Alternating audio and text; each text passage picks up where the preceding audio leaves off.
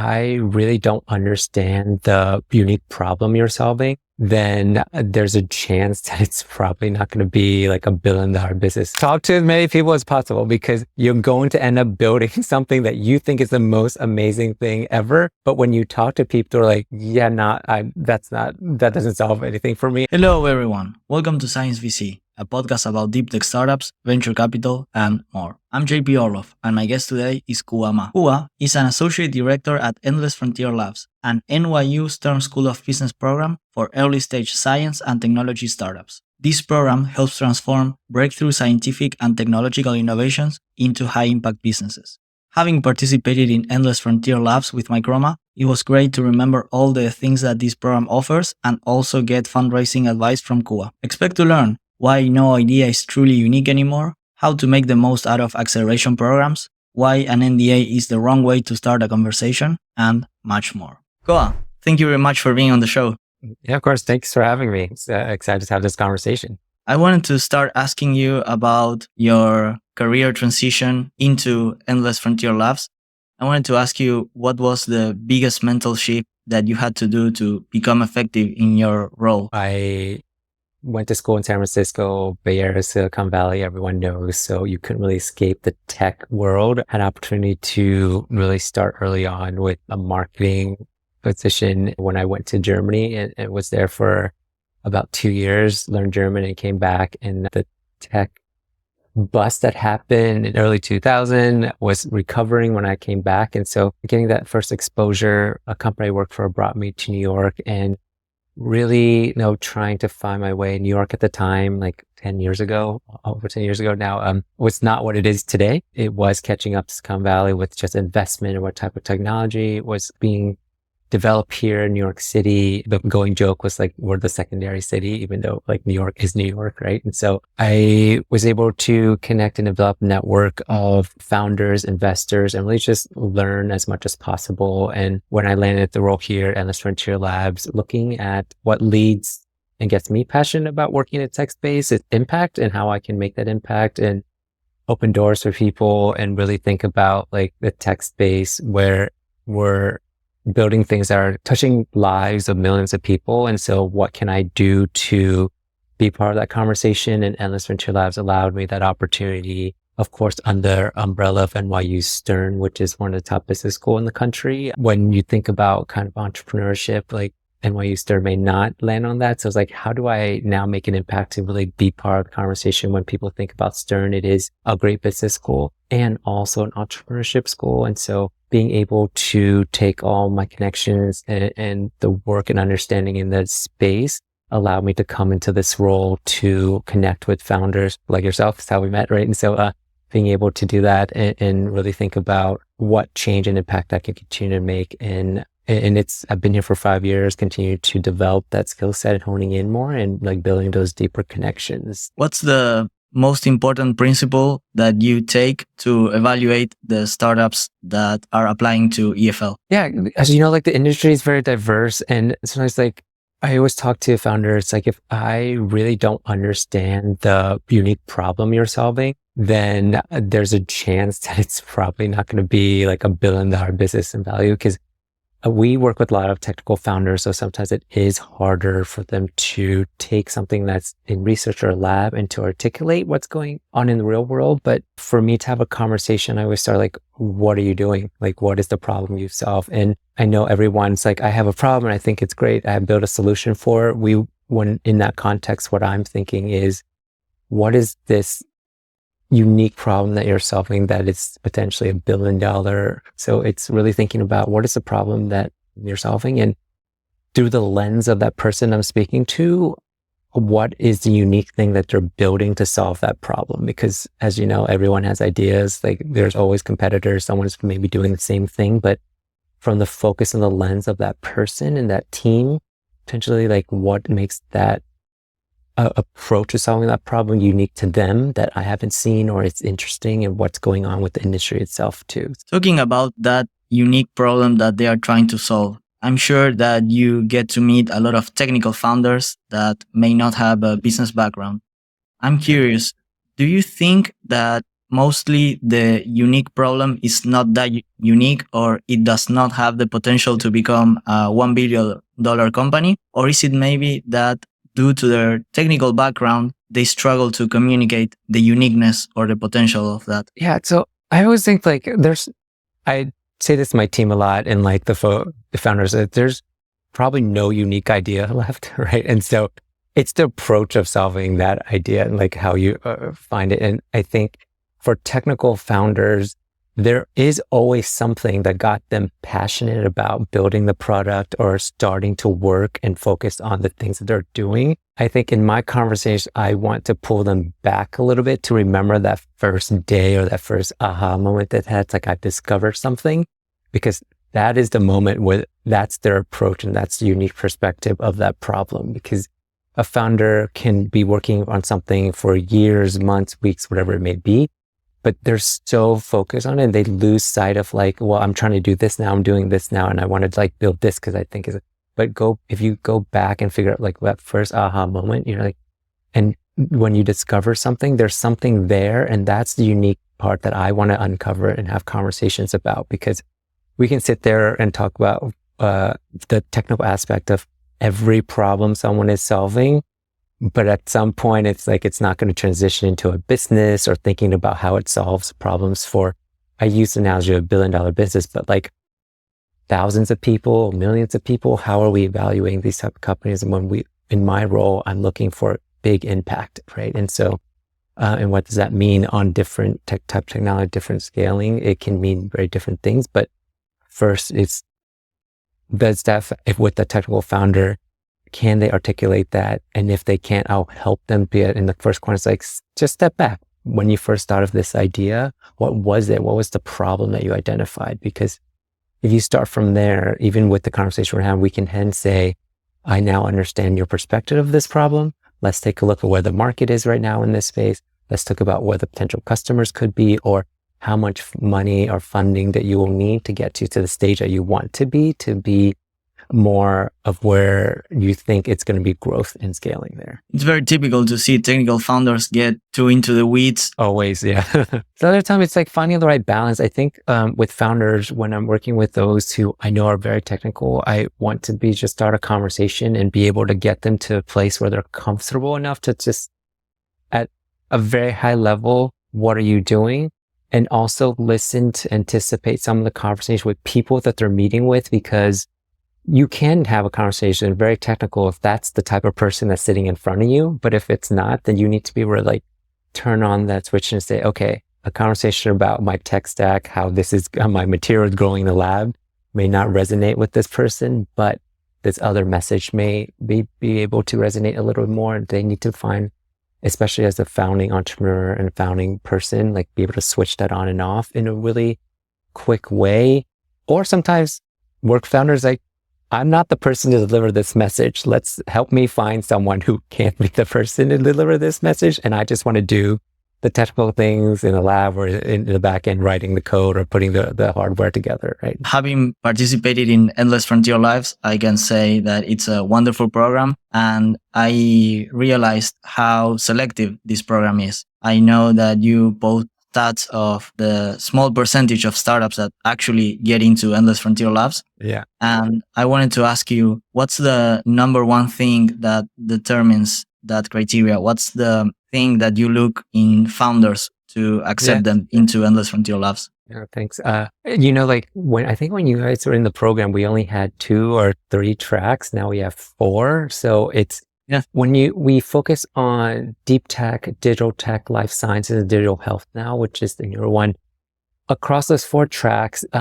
different perspective of how the environment is being looked at, what things are resonating within the industry. So there's always that. But I think what cuts across all 4 tracks is when, for us, it's important that a company, when they apply or get into a program, they need to show. We just had a conversation about founder being technical. Like they're building something that has some, I say techie, or like some kind of tech to it that isn't as simple as like we wrote an app that we can just use to do X, Y, Z. There's component. If the conversation is we wrote an app that uses AI to identify all video search.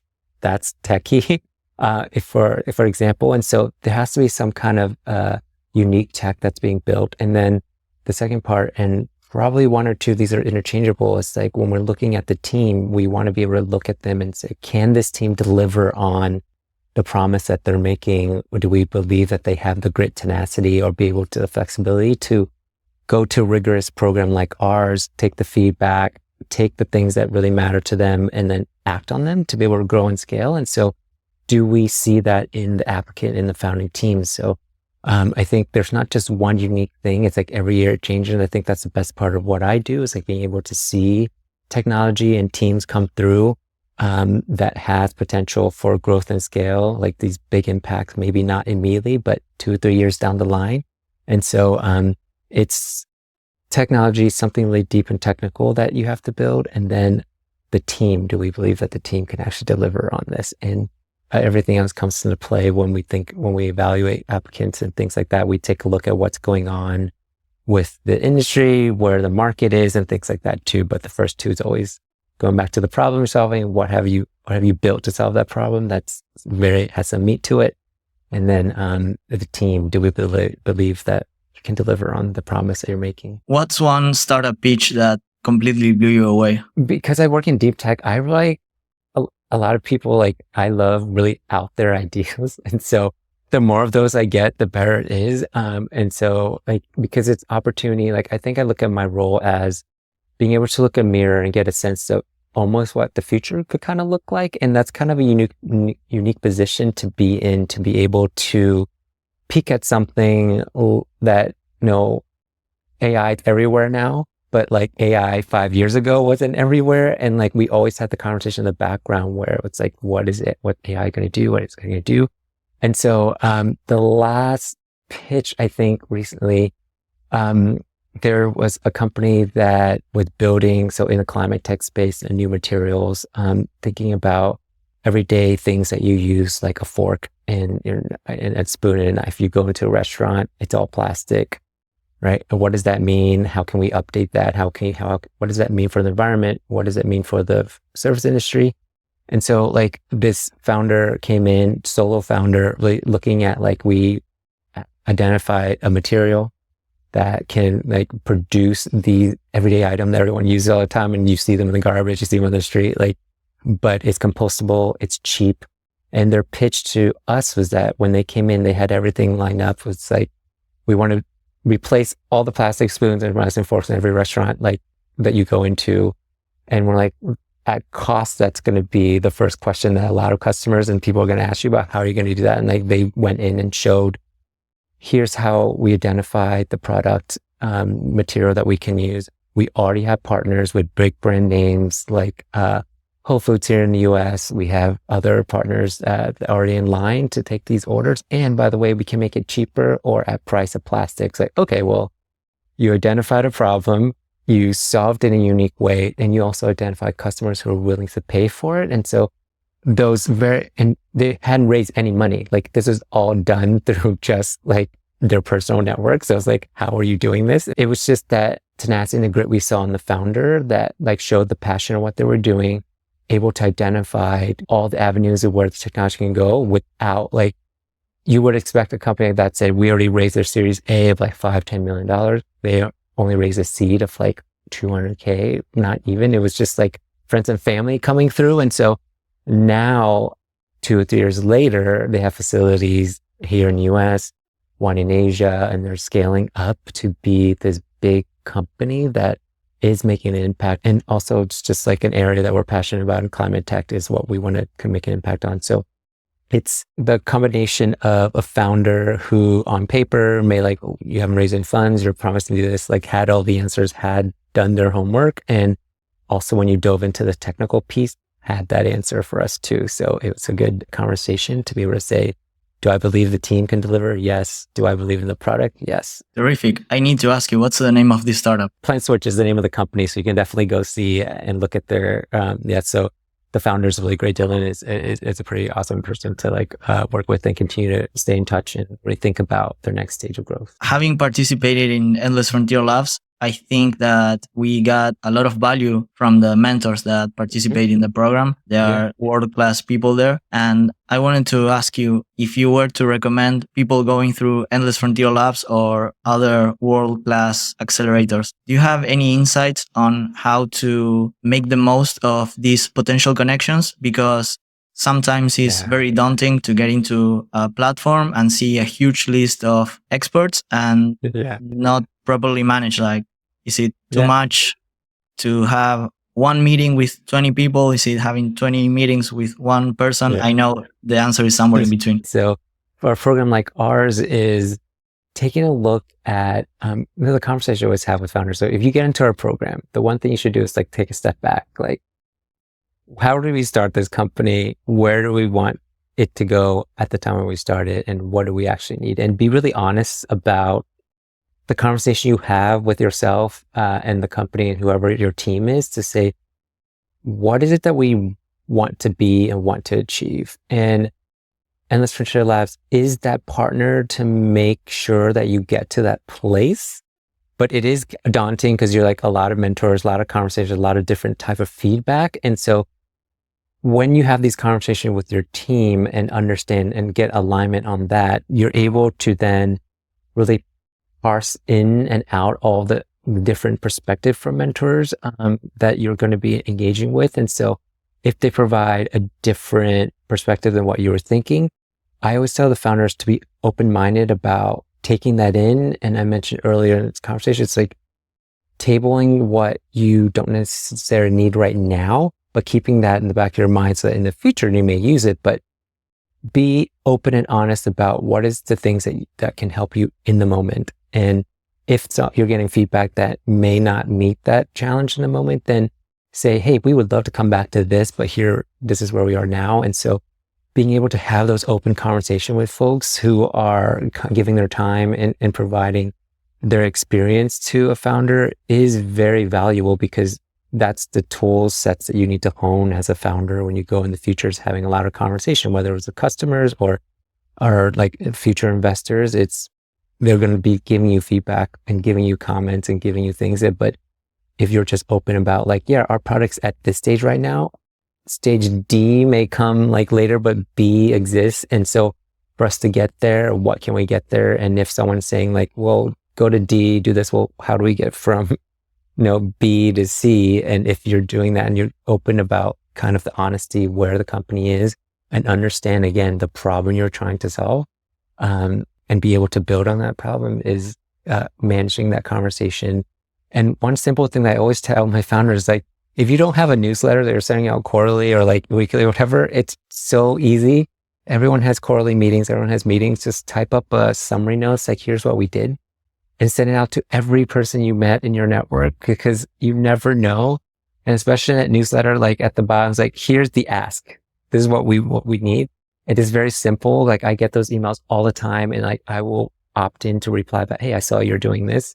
Here's how I can help. And so that's how you maintain like really kind of easy touch relationship with people. And then when you need them, you don't need to start at square one. Like, my name is Khoa, this is what I do, but they already know like where you've been to, and you can get kind of the support faster. You mentioned that you may get advice or you may meet someone that can help you, but not right now because your company is at too of an early stage for that person to help.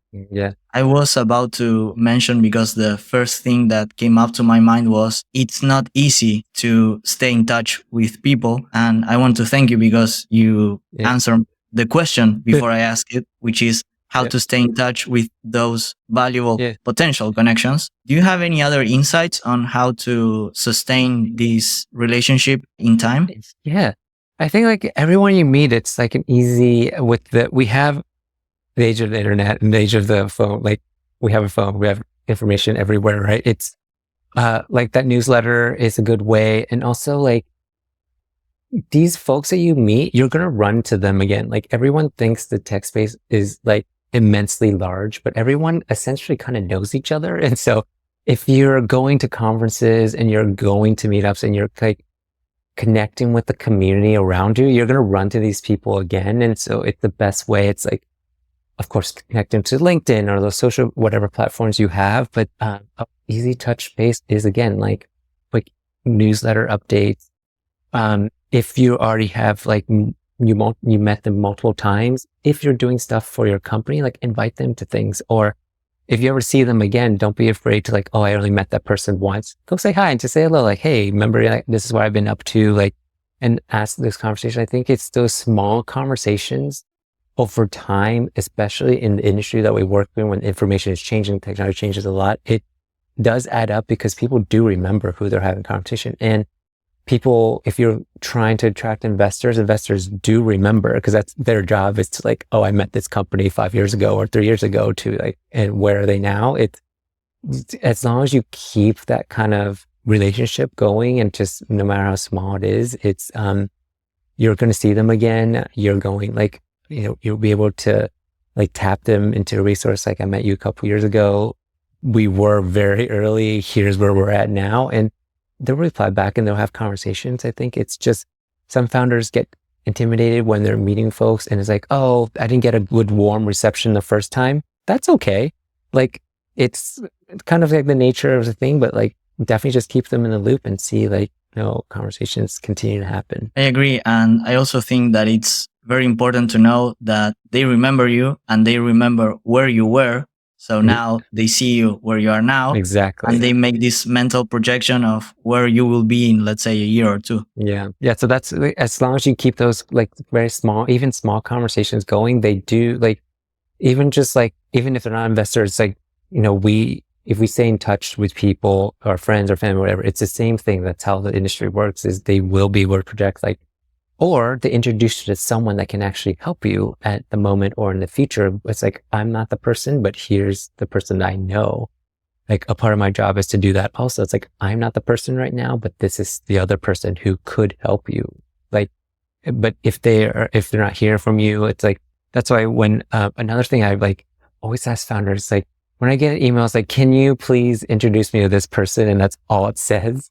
Like, I always, if anyone's hearing this, if you want a connection from someone, yes, write the email, but at the bottom, here's a blurb about what I want and need and about us, so I can just easily forward it to the person, so that it makes the job easier. Like, those interaction, even if you meet someone, it's like for the first time, it's like, and you're tapping them and, hey, I saw someone in your network, make their job on the other end. The easiest thing they need to do is hit the forward button, type in the address, and that's it. Like, that, I think early on my career, like someone, David Tish from Box Group taught me, is like, I get a lot of emails. If I know you, most likely I will forward the email to someone, but don't make me reply back to say, what do you need? Like, who? It's like, you can write it all in there and very easy to forward. And then you're not sitting there waiting to see if that person actually did forward the information or not. I think this is very valuable for the founders listening to this. What other ways can they increase the chances of the actual introduction happening?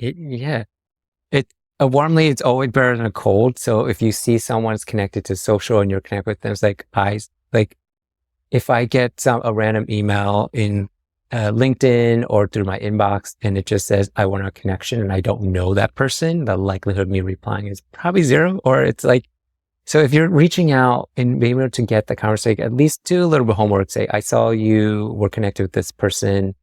I would love to reach out because I'm working with this type of company, or I've developed this type of technology and I think I could be a partner, or I would love feedback because I'm very early in the development stage, or I think like there's opportunity to partners here, and then write a blurb. Those are like the little things that you can do that helps that person easier. And then if I were to forward and say, hey, just got a random contact, but it sounds like this person's connected to, like Juan, who I trust.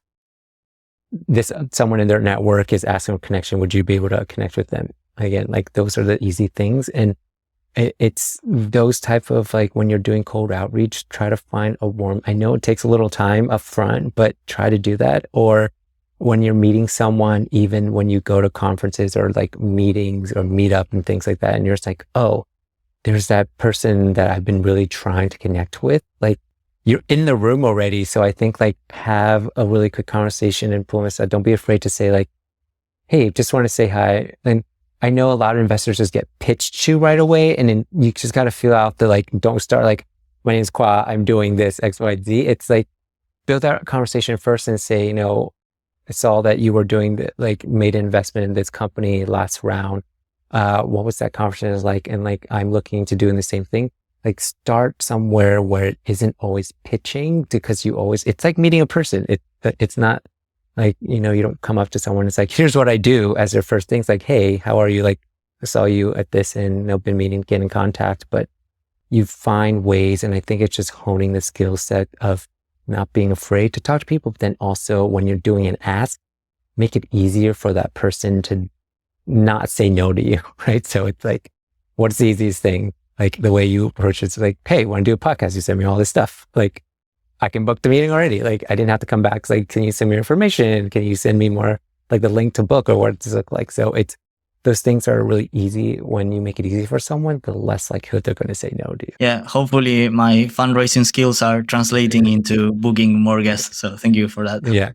This show is brought to you by We Are Palta. Communicating science and its impact through your business can be hard. We Are Palta has a team of scientific communicators, designers, and specialists dedicated to bridging the gap between science and community. Having worked with more than 25 deep tech startups and VC firms, We Are Palta offers from creating your brand identity to managing your social media. Go to wearepalta.com, that is wearepalta.com, and learn more. Talking about fundraising, what's the other most important part in which you measure the success of a startup? You can see startups raising very large rounds. You can see traction with investors. But what else shows actual progress? I think for me, it's if you have customers, the earlier conversation about Plant Switch is that's a sign. That's not investor telling you that you're going to make it, but customers, you have customers. And when I say this to founders, LOIs do not count as customers. Someone can say, I'm interested, but if it's not a signed contract, not a conversation, right? It's good that you can say we have folks who are ready to sign a contract, but because we're missing this component, that's why we're raising to get us here to convert them. But if someone's asking you about customers, they have to be some paying customers with some signed contracts. And I think that's always a leading indication of the industry is validating what you're building. Someone's willing to pay for it. And especially if someone's doing a recurring contract with you, that's a big sign, right? And so we've seen companies raise very big numbers, very reputable companies in the past. And in the end, it failed. And why was that? You really got to think about the business. And I think that's why the unique approach of Endless Frontier Labs is that because we sit under the umbrella of Stern, a business school, is our lens through raising. And what I always work through with the founder is you can do the most amazing pitch ever and still get no funding. But if you come to a conversation with an investor and say, I have $1 million in AR and the next year it's going to be $5 million, and those are signed contracts, that conversation, you will see that it's going to switch very quickly. And so if you're focused on the business and if you're early on and really working hard to find that customer, and I think everyone knows that entrepreneurship journey is do it quick, fail, learn from it, and move on. And I think sometimes for really technical founders, they're so in the weeds of just building the perfect thing. And there's no such thing as perfect, right? And so you have to be able to go and say, at this stage, who's willing to pay for this? Who's willing to have a conversation, do a pilot with me? Those things are going to get you the funding. It's not you've heard magic stories of people just send a pitch and raise $10 million. Those are very rare, right? And so, but that backstory is that those people already knew these investors. And so these conversations that for founders who are first time founders or early stage founders, you have to focus on your business. And when we talk about identifying the problem, is your problem a real thing? Or is it something you talk to your friends or you're close to, yeah, that's great, go build it. But did you actually identify that it's going to affect what sector you're trying to make an impact in, the companies, businesses, legacy things that are happening, so that those people are going to sign on that dotted line and say, hey, we want to be a customer, we want to pay for it. So that's the number one signal for traction. Funding is great, but it's going to need some customers, like especially you go for bigger rounds, A, B, like those later stages. Let's say I'm a Deeptech founder. I'm about to start racing for my seed round, and due to my industry, I'm 5 years away from getting customers. Yeah. You just said that LOIs don't count as contracts. I agree. Yeah. But how could I show investors about my commercial traction, about the interest in potential customers? How do I do that if I cannot generate revenue because of my industry? You have to answer the question, like at the stage you are now, is someone willing to pilot it with you? So not necessarily paid, but a pilot means that someone's taking the risk to confirm that the product you're building actually is solving a problem for them. So with that lens, you can say, we have a pilot or someone interested in a pilot, but we need like 100K so that we can set up our no robotic arm or whatever, or like a facility to do this.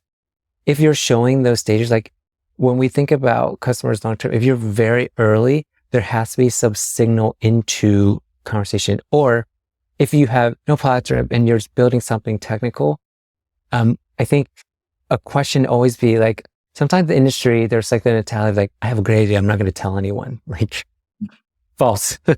Okay, so talk to as many people as possible, because you're going to end up building something that you think is the most amazing thing ever. But when you talk to people, they're like, yeah, that doesn't solve anything for me. And you just spent months, hours building this thing. And so the more you talk to people, the more feedback you're getting, so that even if you're early on, you're like, I've had multiple potential customer discovery, and this is what they told me they need. And I have built that, and I can show maybe a quick demo, whether you can build it into a simulator, or if it's your like robot or hardware or a deep tech company, find a way to show, yes, you will have an ultimate vision of like 5 years down the road, but where you are now, how does that add into the story of getting you to the 5 years? And you can definitely raise on, like, we have partners, we show them this model, we showed them that this works. They're willing to like do this, but we just need this little cash to be able to get us to a place where it minimizes the risk for that partner a little bit. And so you have to be really honest around where you are. And I think honesty in this industry is sometimes lacking, because founders do have opportunities to like inflate the exact thing that they're doing. And investors too kind of inflate. So if you're being honest, I think you're going to get honest feedback. And if you're going to go raise in your very early stage, just be honest about where you are in that stage, and the sweat equity that you build and all the things that you've done, that counts. If you can show them, mention that like number 2 on a list or number 1 interchangeably is the team.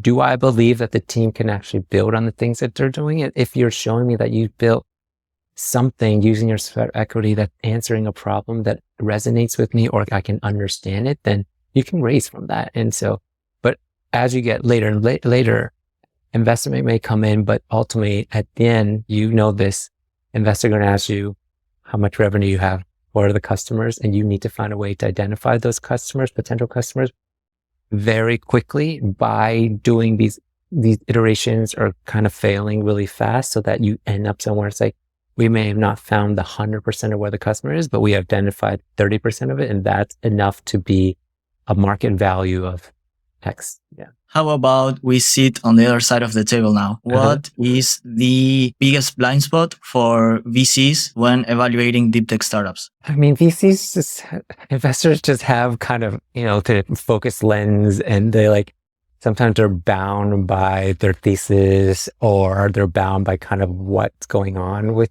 the issue. I think it's, in this market right now, currently, I think they're just very risk averse. And in deep tech, I mentioned, it's like you're getting an insight of what's going to happen 5 years from now. And there has to be some more risk taken, because the bigger the bet. Yes, you can fail, but the opportunity to make big changes and impact, and the return on that is way bigger. And so, I think the blind side is always like going in deep tech. A lot of people, I feel like, almost have the mentality like that has to already be proven in the industry for me to even take a look at. Like in the case of AI, right? The conversation before, everyone's like, OpenAI, it's like, there's never going to be a thing. There's just some students doing some research, blah, blah, blah. And the founding team was like, we're going to make this happen. And yes, they got funding. They were doing like things, but people were like, yeah, that's whatever. Like Google has billions of dollars, Microsoft billions of dollars. Like they're going to crack it first and do whatever, but look what happened, right? And so I think those who took early on risk and like were open to idea people, I think, and not looking at kind of just what they think the industry is going, do well. And so I think there could be more of that for VCs, like just like instead of just straightforward looking, like look to left and right a little bit because there's big opportunities that's about to happen. And so, and I think that's why sometimes when you send emails to investors, they don't reply back because again, they're maybe kind of like, well, it's the market or the risk. And so, being able to like find a way to crack that door on the other side is to like, I have my thesis is all I'm focused on, but there are a lot of people who have a thesis, but they go out of that thesis boundary of what they're trying to do. Right, I agree. Alpha is not built on consensus.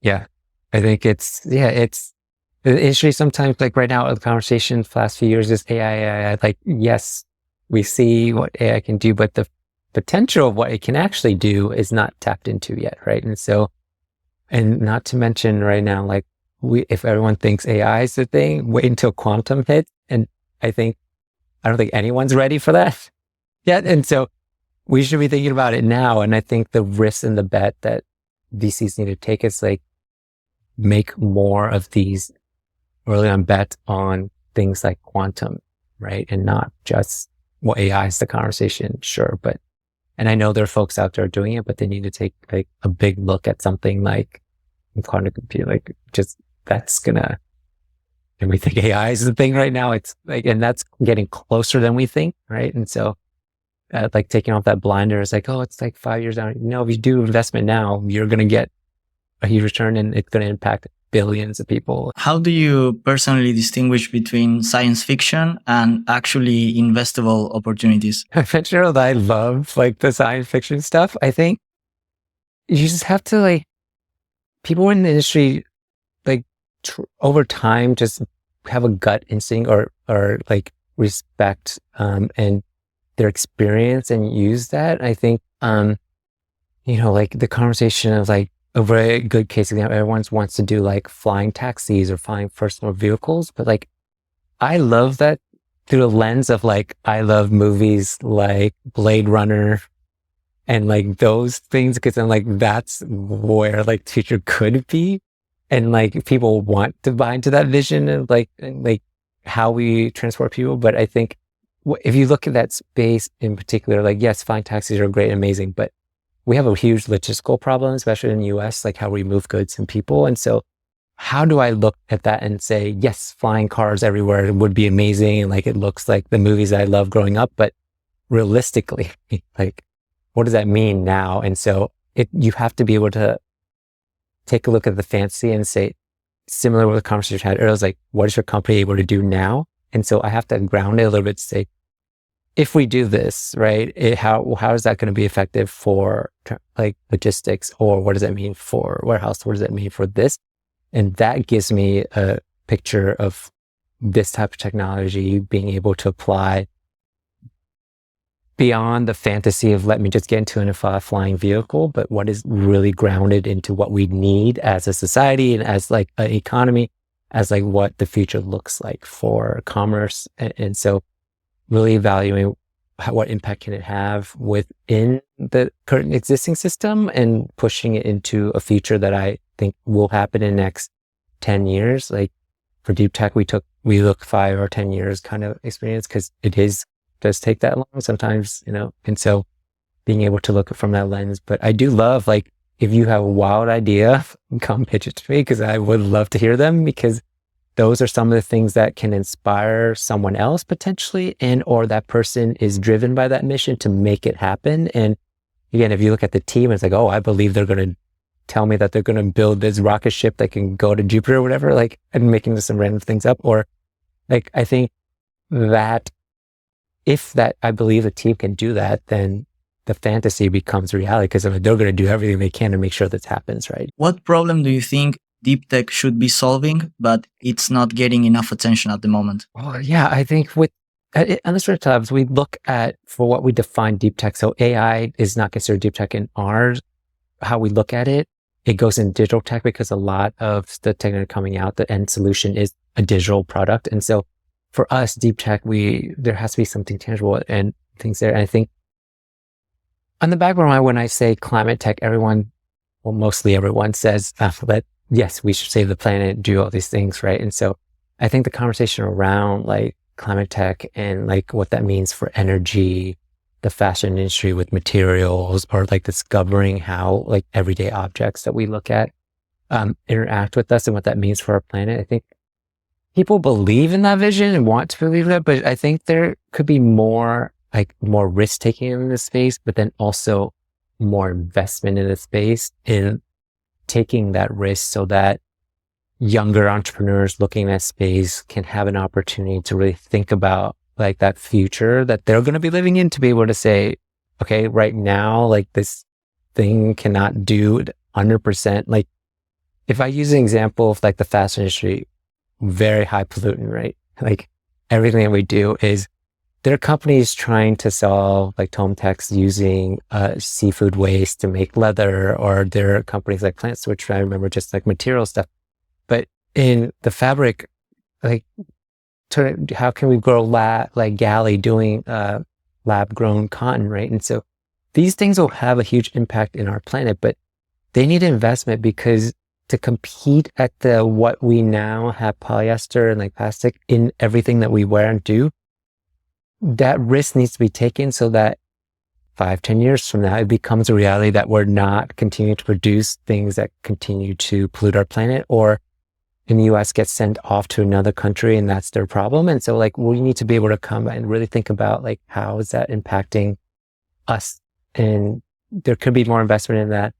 And people who are like, I believe in it, should put their money where their mouth is. And like, governments also need to make a higher investment in that to make sure that we're pushing these things to get done, because 5 or 10 years, like our planet's not going to look like this, right? And so being able to think about it now, and that's a sense of urgency where AI is great. AI can discover a lot of things, can do a lot of really great things. It can make really funny pictures and stuff, but investing companies are using AI to discover, how do we take carbon out of our environment? How do we like take energy storage to a new level? Those type of things where AI can make an impact, for example, like, or in deep tech, like how can we think about materials? How do we think about cleaning up pollutants? How do we clean up our ocean? Like those are things that are really impactful that I think there's investment in, but it can be a lot more. And also with the investment, like removing the regulatory things so that we can actually make an impact in this space. We'll get back to talk to Co in just 30 seconds. But first, let me tell you about We Are Palta. Raising funds for your startup requires clear and effective communication with your potential investors. That's why We Are Palta works with deep tech companies to highlight your team's strengths and your commercial traction. Discover how graphic designers can enhance your pitch deck by going to the link in the description below, or by visiting wearepalta.com. That is WEAREPALTA.com. How can we help today to deep tech founders to get that investment into their solutions to create this positive impact they are looking to create inside their vision? How can they better communicate to investors the importance, the urgency of the problem they're trying to solve? I think again, it's being really honest about like what you're doing with investors. Like I think sometimes there's a lot of inflation around like talking, oh, I built this, and like in reality, you don't have that. And so if you're honest about these conversations, investors will be receptive to your honest conversation, right? And so they should be able to think about the urgency and speak it to it in a way, again, is what's the story, what problem have you identified? What have you built uniquely? And not talk about like, I'm going to build this robot that's going to be able to like, clean up warehouses. It's like, that doesn't exist yet. Well, what is actually you're trying to do? And so the sense of urgency is like really thinking about the current things that you can make an impact on. What is it that you actually need from the investor? If it's funding, how would that actually get you to the place? And so it's being really honest and clear about like the vision you have and the problem you're solving, so that folks can really understand that. And it's okay when you have those conversations for the investors to say, not in my wheelhouse. But another thing that founders should absolutely do before you get off a call or on the phone is, if you're not the person, who is that person in your network? And founders, like 90% of people don't do that. And you're already talking to them. It's okay. You just got to know, and it hurts, and it it feels bad, but don't ever leave a call to be like, hey, if you're not the person, is there someone in your network that you can think that could help me in what I'm doing now? Their answer may be no, but their answer may be most likely yes. Cause then it's like, yeah, no, but let me forward this to someone. And that's how you continue to build those conversations and relationships too, right? And so when you're getting to this and building that sense of urgency, and you're saying like, oh, I need this fund. I know I can do this with this fund. But if someone says no, the next question will always be, if it's not you, who in your network or who do you know that could help with this? What's the most common aha moment that founders get during EFL? Some very important concept that they are not grasping before getting into the program. And once they graduate, once they go through the demo day, they say, oh, now I see what they were talking about. Some of the most common things, like, I have a clear sense who my customers is, and we break that whole of it down as like, that's not your customer. And so that aha moment when they're like, oh, this is what you mean when we should be thinking about our customers. And so when we think about the business development part, is everyone gets this, like founders who get in our program, it's a very select program. We do rigorous application interview, but when they get in, it's like, I'm going to land this customer in 1 month. I just need EFL to make the introduction. 5 months goes by and they're like, where is this customer? And it's because they're so focused on like, this is what we think it's right. Sometimes it is right, but the opportunity in EFL is to be able to, like I said, step back, get some feedback, and remove the blinders of where you're potentially missing the opportunity of what you're doing. And that's the mentor's job. And our job is to like uncover that piece. And when you actually are listening, I mentioned before, take that feedback and say, oh, actually, we didn't even think about how our product can solve this customer's problem.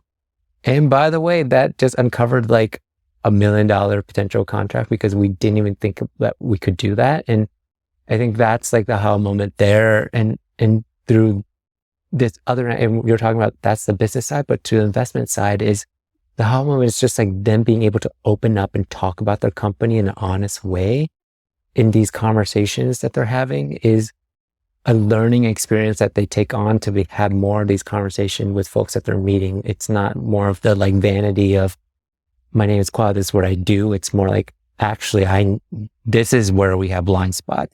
How can you help me? And be very specific about that ask. And I think that's the other thing that we work with. And another thing for those listening to, it's like we mentioned earlier, it's like, send the email, put the things in there, and then don't hang up the phone to you. But I think it's really hard sometimes for founders to articulate what is it they actually need. And being able to do that is a skill set that just takes practice. And that's where the honesty comes, like, be honest and be very specific. When someone says, hey, can you introduce me to investors? My next question is, what type? Not everyone's going to be the right person for you. Or they're like, I want to talk to customers. Show me, like, can you introduce me to customers? My next question, who do you think is going to be the customer that's going to be able to use your product right now? Do you have a sense of who they are? So that just means that if you do that with the investor or folks like myself, you did a little homework to say, I don't know who my full customers are, but I think this customer could be it. Do you know anyone that's similar? Or if you have a name of company in mind, you name them. And during your conversation with the person, they can say, actually, that's not your customer. Have you thought about this? Right. And so you're able to be really honest and be very specific about the ask. If you're asking for an investor, who is it? If you have a name, then why do you want to meet with these people? Or of a company, then what's the company? Why? So that you can have a conversation. Because if you're just like, I just want to meet people, that's like very broad. It's very rough when you get an email saying, I'm fundraising, I need investors. Who can you introduce to me? Okay. Yeah. You get that too. Like, if this conversation becomes like, okay, like now you make the other person do the homework. What I mentioned earlier is like, don't make the other person do the work, to make it as easy as, the more you can make it as easy as possible for people to say no to you. It's like, send an email or forward an email or reach out to someone on LinkedIn. The likelihood they're just going to do it because, like, that's just the way the nature works. Yeah. I agree. Do you remember what's the best cold email you ever got? The best is like really this unqualified like thing, but I always enjoy the ones for like, hey, Hua, I met you. Like, I just got one recently. It was like, hey, Hua, we met each other like 2 years ago, but now I'm at this new place. My initiative is this fun and would love to continue to reconnect with you. Like those is like, oh, but like, I don't remember who you are, but let me go look, but let's see. But they remember who I did. And like they gave me information about their fun. I think it's like, oh, we can probably partner. Or if I get like, some LinkedIn messages, it's like, hey, I saw that you were connected with this person who's doing this. That's a founder in your network. I'm trying to get in contact with them because I have something to like potentially partner them with. I like those type of emails.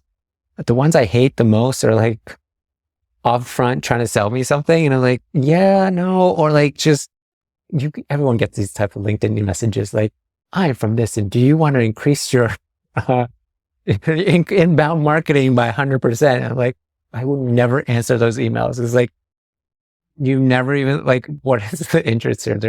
I've always find, they always find this like connection, or I get like, they send me like a clip of something of event that they may have seen that I went to or something. It was like, hey, here's a clip of the event you went to. I do this thing. Like, and so like, okay, do you want to have a conversation? Those are like just like things that you're trying to make a connection with. It's just really like human connections that we're making, right? In the end, like founders shouldn't be afraid to like just act and behave kind of like in a human way. And investors like that. Like if you can show them their human side and like what you're doing, it's not always about the like, what are you doing? What can you do for me? Like what's your TAM? Like those conversations will happen, but like to break the foot in the door, like they get millions of those emails, thousands of them, especially the high profile ones. It's just start somewhere else. Like, if you follow folks, like there are people that I've been trying to get in contact for years and I try to find different angles with. And so, yeah, it's, always be kind of specific ask and the things that they want to be. Most of the good ones are very specific. Like, here are three people I would love introduction as in your network. Here's the reason why I want to meet them. Or can you introduce me because I'm at this roadblock and I think they can help me. If I may, I want to ask you a personal question. Yeah. What's one thing that you believe that most people around you probably disagree with? Oh, what do I believe? We already talked about like no idea is a unique idea anymore. So I think a lot of people still believe that. Here's one. I won't talk to you till you sign NDA. There's a lot of people who believe that. That's like a door closer for a lot of people, including myself. And so like, there's something else, like any time that like I speak with people and they're like being very secretive, it's like, okay, unless you have something that the government is telling you to not share or like something's happening, like those conversations need to happen. And I think like this may be a little like controversial, but like VCs don't know everything. Right? And so a founder shouldn't look at like a VC as like, oh, it's my end all be all kind of deal. Like they're not on a higher pedestal, and most of them will tell you that they're not either. The very good ones will admit to you that they don't know anything. And so if you find those investors are like, I don't know anything, those are the ones you should really build a relationship with because they're more open-minded to learn and to to be able to grasp what is fantasy and really have a conversation and bring it to reality. And so I think the best ones like are the ones who are like, I don't know anything. Let's have a conversation. So yeah, I don't talk to anyone unless they sign NDA. That's a deal breaker for me in a conversation. Like, okay, I guess we're not talking. Or like, oh, I don't want to talk about my idea because someone may steal it. Like, okay, and those, I think they're not like very dramatic things, but I think those things that I just like look at and like just how I behave with my professional life and personal life, it's like, are the conversation I'm having, are they like open and like, am I learning from them? And I think it's always that. And I think the tech industry can be intimidating and it feels like, the misconception is like, it's big. No one knows each other. Everyone knows each other in a way. And so, just keep that in mind, and like how you interact with people does get around too. And so it's that conversation, but yeah, I don't know if there's like any major ones. What about yourself? Do you have one that you keep it? That's a good question. Was not prepared for this. I Yeah. think that that people are not paying enough attention on building CRM system around fundraising. I think that because there's a lot of rejection, that you get lost in a sea of no's. Yeah. So if you don't keep track, if you don't put in place a system of saying, I'm going to follow up every 1 week, 2 weeks, and this is how I'm Yeah. going to keep track on who I talk to. I don't know if it's necessarily that people will disagree, but I just don't see that Yeah. being discussed enough as a part of fundraising. There's a lot of very good advice on how to approach, but not on how to structure. I'm a very structured person, so Yeah. this is where my personality comes in. I think like the conversation always like early stage founders are always like, I'm going to have, they don't know how much work it takes to fundraise. And early stage founders, even like the later ones, sometimes it gets them off guard. It's like, if you're a CEO of your company and you're trying to fundraise, that's going to be your full-time job. So just everyone needs to like put that in their mind. That's your full-time job.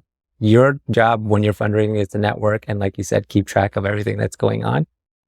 If you're not doing that, you're already behind the game because everyone else is like tracking it or like looking at that person who's fundraising on your team. That's all they're doing. And they'll tell you like, I just want to be writing code if they're like a technical founder. Now they're the CEO. Right. And so like, I just want to be doing that. But like, I think, another thing sometimes is that technical founders hold on to the idea that they can be a CEO and a technical member on their team and do both equally well. There are very few cases where that is the case. And I think good founding team member will recognize in themselves like, the CEO role is not for me. Let's find someone. This is why you see a lot of companies going to a certain stage. A new CEO comes along. Why is that? It's because they know in themselves like, I don't have the energy to talk to a lot of people. It's okay. Find someone who does. If you can't tell the story of your company and you're a technical founder, find a co-founder at the early stage. Like, can you be the storyteller for me? And I will build the rest of the thing. And together we are a great team. If you do that and you're honest about what you're doing as a company, investors will see that as like, wow, they already have it together because they found someone who is really good at thinking about the business and storytelling. And this other person who founded the idea is that I'm okay with just on the back end, writing the code, doing whatever it is and building the things and like doing that. And so, yeah, it's like, if you're out there, just some point, be honest with yourself. Is that the thing that you're most passionate about doing on your team? Or is there someone better to do that and get that person in earlier, the better, I think. I want to ask you if you could gift one book to every founder that goes through EFL, what would that book be? I don't think there's like one book. I was going to have an early conversation where there's a lot of books being written about entrepreneurship. I think there's like the entrepreneurship journey. Everyone knows like the like just all those books they're out there. Right. And so like if you look up to someone and they write a book, definitely read it.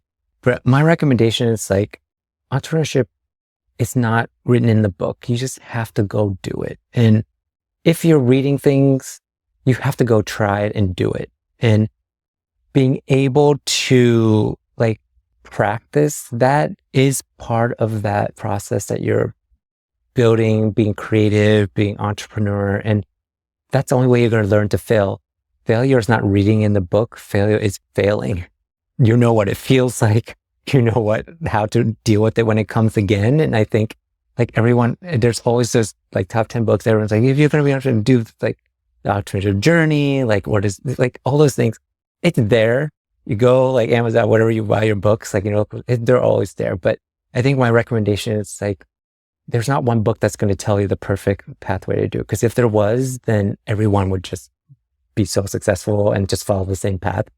It's not. And I think it's reading the things and taking it in, but within yourself, going out and just be comfortable with doing it, failing, learn from it and move on. Like the industry, you're going to get, like you mentioned, there's thousands of no's before you get your first yes. And it's okay. It's going to hurt. It's going to feel crazy. It feels like you're the only person getting a no, but until you go through that, you're not going to know how to deal with it later on. And so just go out and do it and don't be afraid. Like, and then lean on people. And I think having these, we mentioned earlier, is like having conversations with people and just talking is the learning process. And I think sometimes founders think like the talking process is just a drain. Like, it's not. Like, if you approach it of like, I'm just having a conversation and I'm learning from these conversations, then it becomes a better approach to having networking, like small chat and then going to have drinks. Like, that's part of the industry and that's part of like the thing that we do. But if you approach it like, I'm just going to go and have kind and learn, then it's not as intimidating as it should be. And so, yeah, many books you can read, but if you're reading books, when you close it, go out and just do it, right? Like, just go do the thing. And like, but if you look up to someone, it's like, oh, how did they get there? Yeah,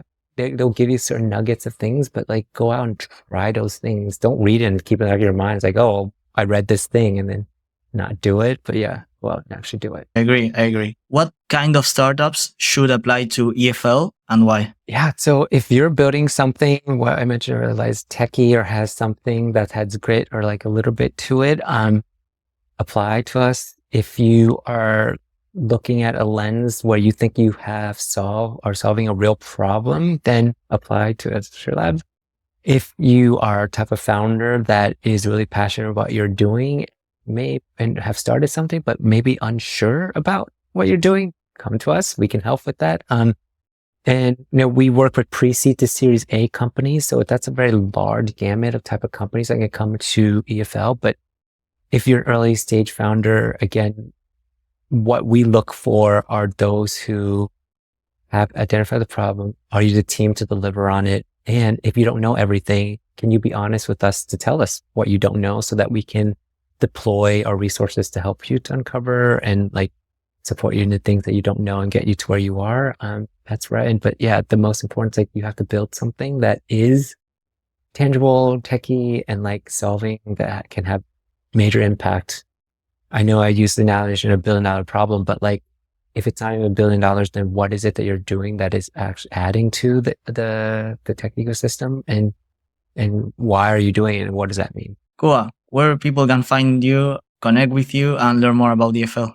Yeah, so endlessfrontierlabs.com is where you can learn more about the program. I'm on LinkedIn. If you just hit KHOAMA, you'll find me. Yeah, and like I'm at conferences a lot, doing a lot of things, but my email, if you want to reach out, is kma@stern.nyu.edu. And I'm sure like there'll be information about it. But yeah, it's that option again is like, if you want to connect, then let's see who listens and says, if they get a good sample of email follow-ups, like I got a good email from this because someone actually heard something and applied it. But yeah, I always reply back to a lot of emails unless they're very random. So definitely reach out and connect.